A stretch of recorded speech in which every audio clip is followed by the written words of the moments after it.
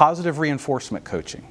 Positive reinforcement coaching is when the instructional leader observes a classroom for the express purpose of identifying a talent. What does this teacher have a special knack for? What does he or she do particularly well? Whenever we're trying to identify talents, it's often good to look for when the teacher receives a curveball, right? When things go a little bit off script. That's when we see teachers revert back to their natural talents in the classroom. One of the instructional leader's jobs is to be able to identify these talents and label them. Mental models, performance feedback, chunking. This allows us to go to the teacher in a positive reinforcement coaching session and say, first of all, way to go. You made some excellent instructional decisions today, and they resulted in excellent learning for your students. But that's not enough. We also want to be able to say to the teacher, not just way to go, but here's why it worked. This is what it's called. Here's the science behind it. Let's brainstorm some ways we can have you do this again and again and again, not just today, as you did so well, but in future classroom sessions as well. Austin Stevenson, thank you for being a part of our coaching demonstration today. You're a ninth grade, mostly English teacher. All day long. All day long, focusing on ninth graders and English 1. So thanks a lot for being a part of our demonstration. It's my pleasure. As we get started, one of the things I know about you is that your very first experience as a teacher, you took off to the big city and did some teaching in Brooklyn, right? Or in New York City? Yeah, I was a substitute in a 4th grade classroom in Brooklyn. Wow. So, what a great way to just jump into the career. It's one test by fire that I wouldn't have gotten anywhere else. Right. So. Well, welcome back to more your hometown for sure. Yeah, definitely. Let me outline for you what we're going to do today. This is a coaching session called a positive reinforcement coaching session. That means, as the title implies, as I observed your classroom, there were a lot of things going on. I highlighted one thing in particular, though, that was very effective. And what I'd like to do is reinforce that. I'd like to lift it out to you and say, Austin, when you did this, this really helped kids learn effectively. And I don't want to just say, way to go. I want to say, way to go, and then say, now let's look at why that worked. Because that worked so well, you're going to want to apply this to other lessons that are coming up in similar ways. And then at the end, I'll maybe ask you for a little bit of feedback on the coaching session. Was it helpful? Was it instructive? Did I do a good job of keeping you focused? That'll help me be a better coach. Okay. How does that sound? Sounds great.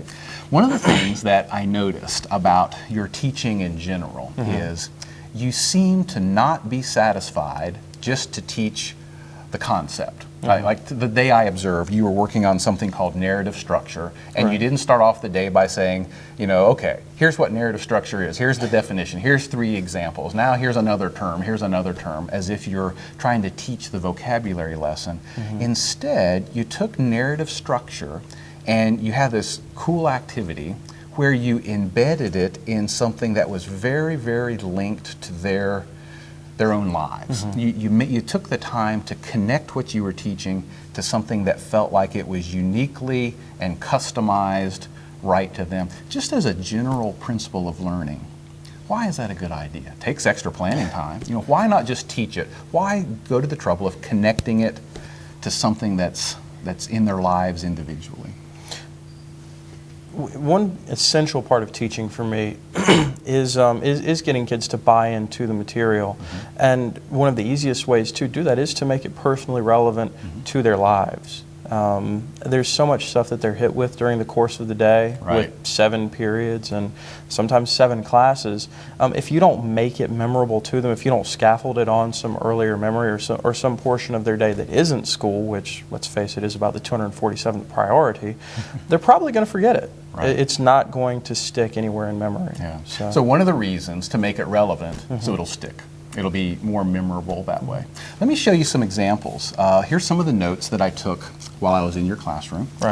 Some of your instructional practices, some of the things the students were doing, a little sketch of your classroom environment. And there were many things that you did that were helpful to kids learning, but I just want to focus in on one one thing. Okay. When you were teaching narrative structure, you had them do an activity, which evidently had happened a couple of days before. They were bringing it back in and they were presenting it this day. Right. Where they took a memory from their childhood and kind of on a Venn diagram, they wrote down, what do I remember about this moment, this event, this special vacation, or this most important birthday that I ever had. And then you had them go home and compare that to their parents' memory or to someone else in their family. Right. And they were coming back in and they were making a presentation to their partners at their table and to you about, here was my memory and here's how it was the same or different than other memories. They were working on narrative structure, but they were doing it in such a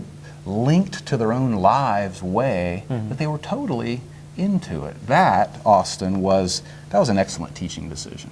I'm not sure I've ever seen ninth graders that into. Now, I don't think they knew they were into narrative structure.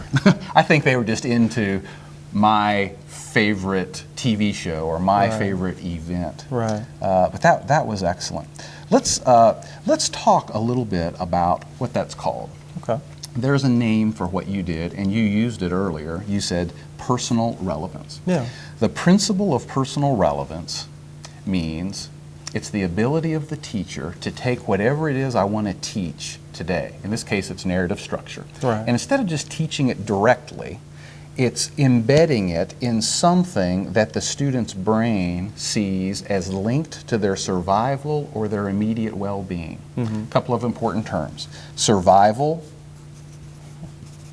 immediate well-being. There's a myth out there that as teachers, we should try to make the curriculum interesting. And interesting is better than not interesting, let's say that. Right. But interesting isn't nearly as effective as personally relevant.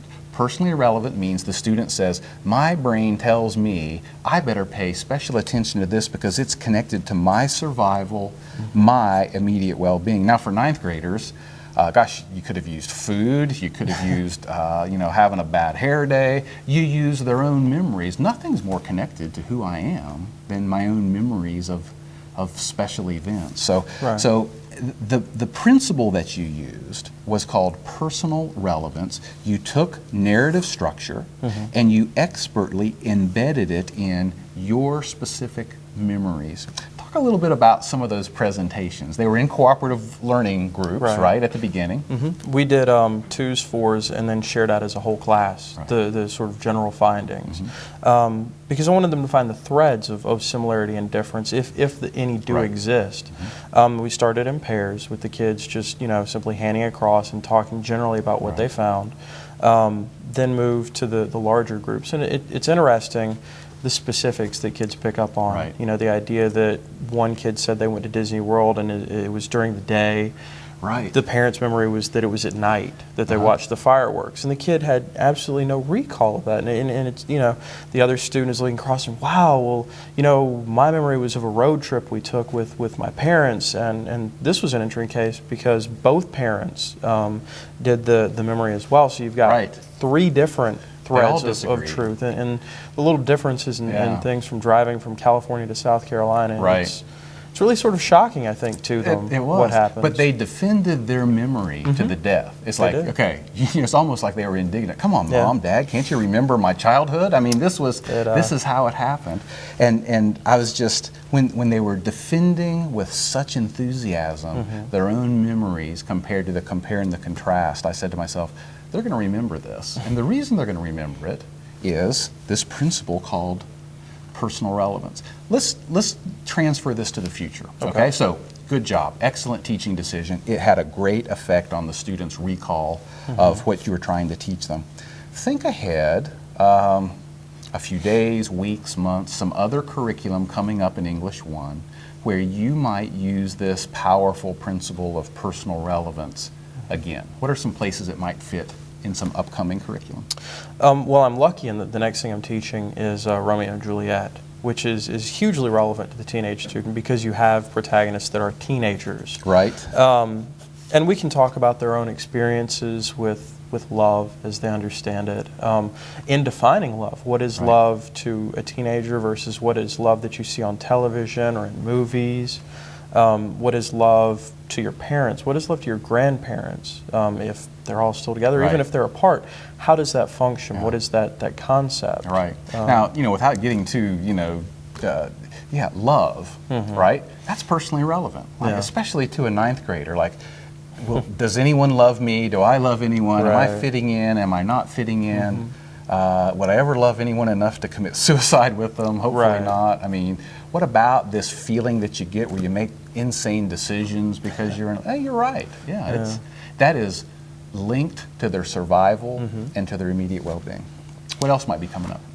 Well, one of the things I do at the end of the year is a multi-genre project where the students reflect on, through all of the texts we've read and all of the Right. concepts we've covered, what exactly is it that they learned from the entire school year, from all of the text thematically, as well as some literary devices, and they create little snippets, little pieces Right. that reflect what they have learned. And they have to really be cognitive of their own learning and what has been relevant to them and what's stuck with them. So take all the stuff we learned this year and give back to me the ones that are most memorable, most personally relevant, Right. and why they're working. Yeah. Good job. Good job not only in using it so well in this one teaching example, but in transferring it into future lessons. It's a powerful principle of learning. It's one that you seem to have a knack for, a talent for, if you will. And so if you'll have me kind of as your coach, I'd love to continue to work with you a little bit on how to help make lessons more and more and more personally relevant, because it really helps recall and memory, as you pointed out. Give me a little feedback on the coaching session. All right, so first of all, on the process, I wanted this to feel to you not like a judgment, not like an evaluation, Right. but rather like someone who came into your classroom and instead of observing to catch you doing something wrong or to put it in your personnel file, someone who was observing to catch little snippets of brilliance and kind of work on that. How did I do? Well, I think it's nice because as a classroom teacher, so many times you don't get the positive feedback. You get, well, you could work on this, and this wasn't maybe quite what we need, but if you did this or that might make it better. Right. This is nice because it says you're doing something well. You should be proud of what you're doing Right. here, because kids, they only ever tell you that 3 or 4 years later when you see them at graduation. That's true. And it's nice to get the And immediate we feedback. we can learn from what goes wrong, and there isn't any such thing as a perfect lesson. Right. And so there are always things we can do better. Right. But by identifying a talent that someone has and working with them in that area, our bet is you're already pretty good at this because you're showing these talents. You could probably be good to great in a relatively short period of time. So as a young teacher, building on your talents and strengths makes a lot of sense for us. Good. Thank you for your Thank you time very and your much. work, and good Appreciate luck it. to you.